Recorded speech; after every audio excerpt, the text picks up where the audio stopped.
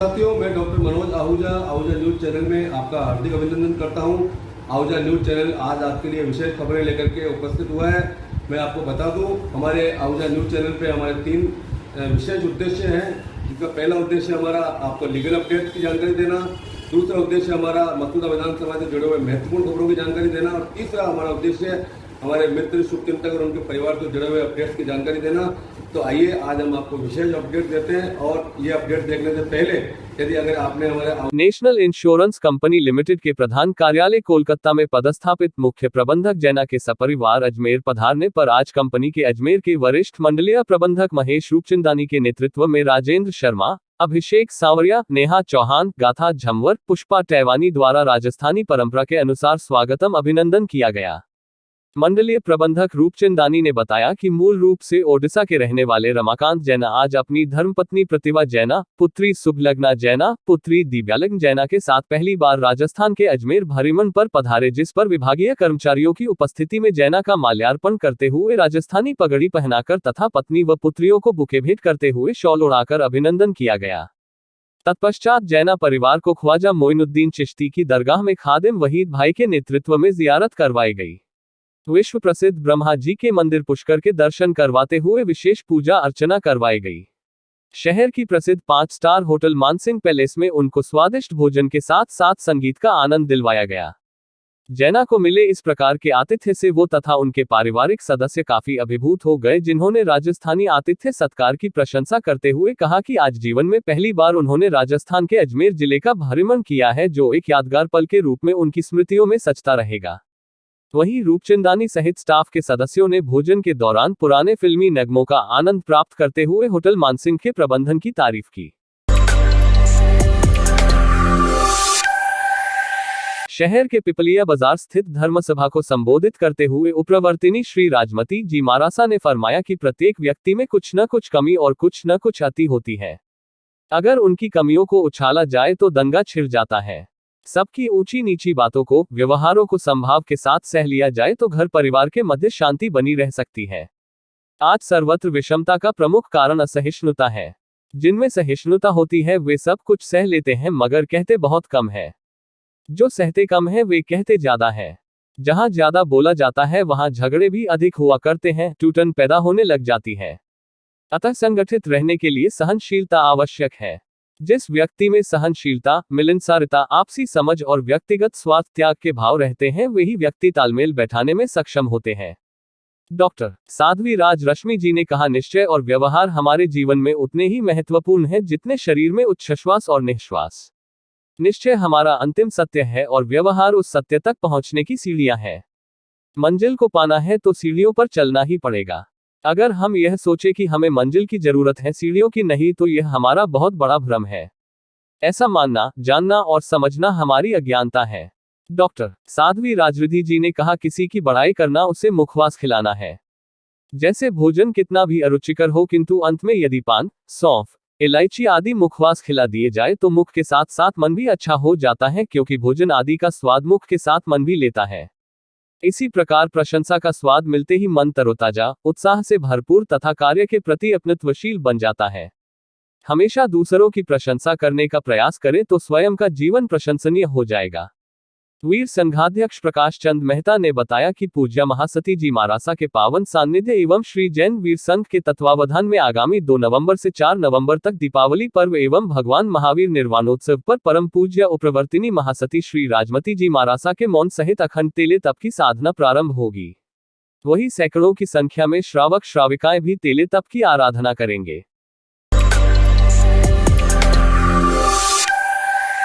राजस्थान शिक्षा सेवा प्राध्यापक संघ रेसला का जिला स्तरीय चुनाव रविवार को Shri Jain Gurukul senior secondary school Beawar में जिला निर्वाचन अधिकारी दिनेश कुमार, प्रधानाचार्य सुवालाल सवासिया प्रधानाचार्य और चुनाव पर्यवेक्षक सुखबीर सिंह चौधरी प्रधानाचार्य भेरुडा जिला नागौर की देखरेख में समस्त जिला कार्यकारिणी का संवैधानिक रूप से चुनाव संपन्न हुआ, जिसमें जिला अध्यक्ष कन्हैयालाल बागड़ी को निर्विरोध निर्वाचित किया। वह जिला महामंत्री निर्मल कुमार खींचा को चुना गया है। इसमें भिनाय ब्लॉक से रेसला मुख्य संरक्षक घीसा लालजी गुर्जर, सोबडी संरक्षक राम गोपाल जी बेरवा नागोला और जिला प्रचारक मंत्री मनोज कुमार जैन और रेसला ब्लॉक अध्यक्ष लालाराम रेगा ने ब्यावर में अपनी भागीदारी निभाकर चुनाव कार्य में अपना योगदान दिया और चुनाव कार्य संपन्न हुआ।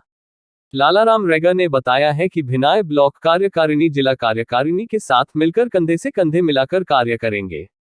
जिला अध्यक्ष कन्हैया लाल बागड़ी को दोबारा जिला अध्यक्ष बनने पर भिनाय ब्लॉक कार्यकारिणी की ओर से हार्दिक बधाई और शुभकामनाएं प्रेषित की तथा भिनाय ब्लॉक से रामगोपाल बेरवा और मनोज कुमार जैन को जिला कार्यकारिणी में अपना प्रतिनिधि देने के विशेष आग्रह किया, जो जल्द ही नए कार्यकारिणी में हमारे ब्लॉक भिनाय ब्लॉक से अच्छा प्रतिनिधि होगा जिला कार्यकारिणी में।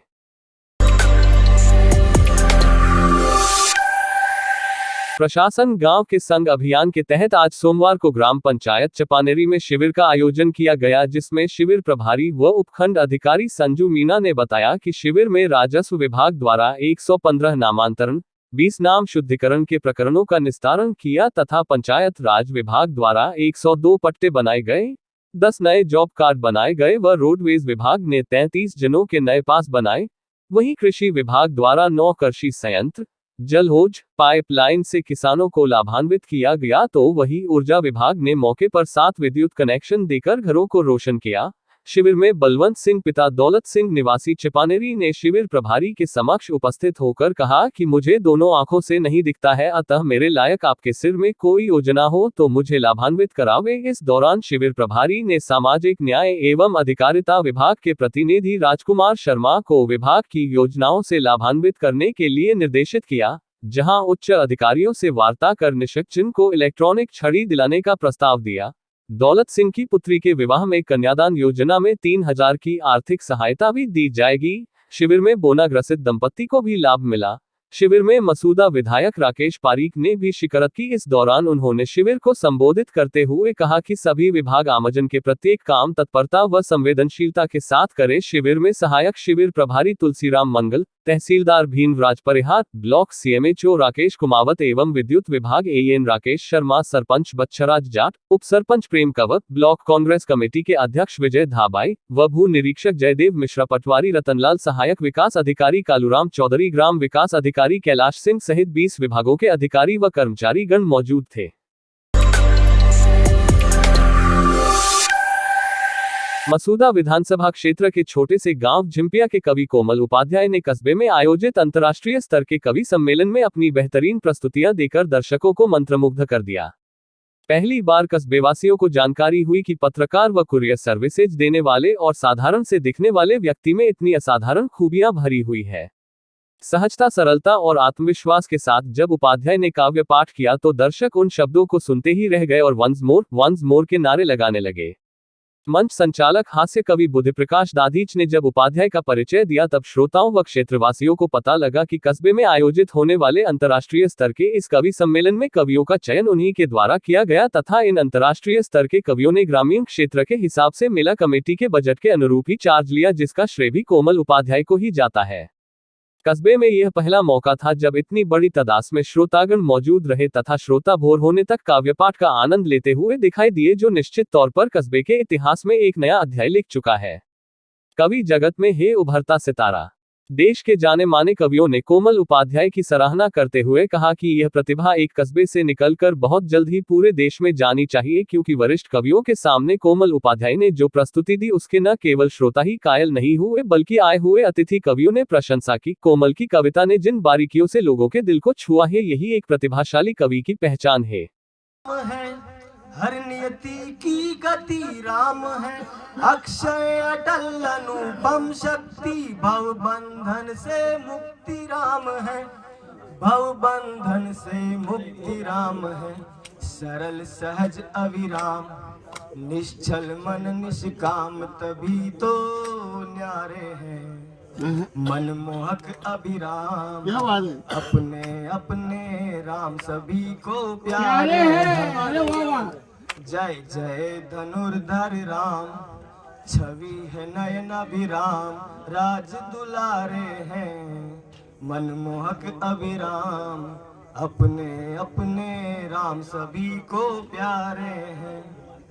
विधि विधान की भाषा रघुवर, रघुवर की परिभाषा रघुवर, स्वीकार्य सहज जिसे राम उपस्थित, ऐसे मन की आशा रघुवर, ऐसे मन की आशा रघुवर। कण कण में रमते राम, राममयी निज राम प्यारे प्यारे हैं। क्या बात है भैया। मनमोहक अभिराम, अपने अपने राम सभी को प्यारे हैं। राज राम का सिर्फ राम है, राम राज का राज राम है। जन्म सफल है उनका जिनके मन में केवल राज राम है। मन में बस भगवान राम है, राम नाम सुख धाम, जो सुमिरे आठों याम, वारे न्यारे हैं। मनमोहक अभिराम, अपने अपने राम।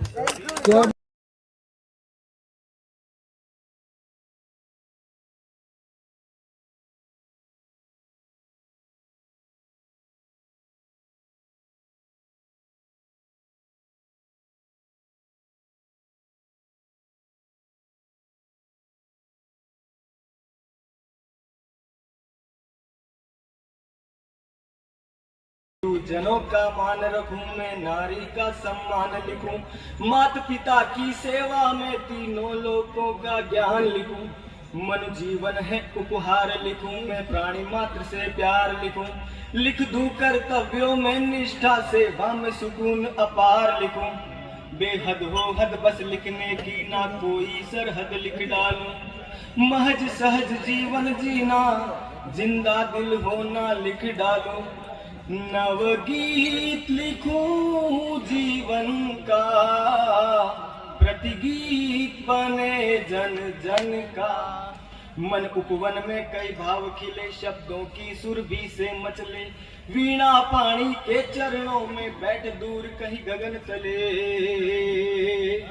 कोई गीत लिखूं मैं मन का, प्रतिगीत बने जन जन का।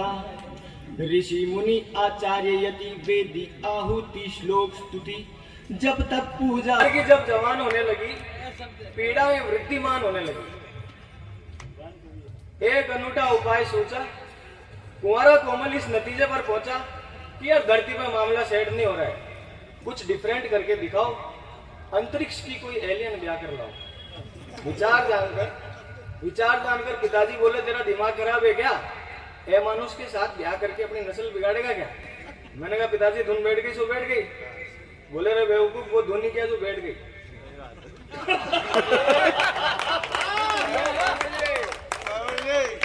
पिताजी धुन बैठ गई सो बैठ गई। मैंने कहा पिताजी धुन बैठ गई सो बैठ गई। बोले बेटा वो धुन ही क्या जो बैठ गई। मैंने कहा पिताजी आप तो मेरा नेचर जानते हो कि मैं धुन का कितना पक्का हूँ। 10वीं कक्षा में मैंने आपसे कहा था ना साइकिल दिला दो नहीं तो मैं फेल हो जाऊंगा, और फिर आपने नहीं दिलाई तो मैंने आपको फेल होके बताया। वही ऐतिहासिक घटना खुद को फिर दोहराएगी, वही ऐतिहासिक घटना खुद को फिर दोहराएगी। अब तो अंतरिक्ष की एलियन आपके घर मेरी बींगनी बन के आएगी। पिताजी ने मुझे फिर कंफ्यूज करने के लिए कहा बेटा ये एलियन का केस रफा दफा करने का क्या लेगा। मैंने कहा सन्नी लियोन दिलाओ तो काम करेगा। बोले सन्नी लियोन की जगह घर में तो कुछ भी ले आएगा कोई फर्क नहीं पड़ेगा, पर बेटा तेरी आत्मा गवाही देगी। बहुत आगे जाओ।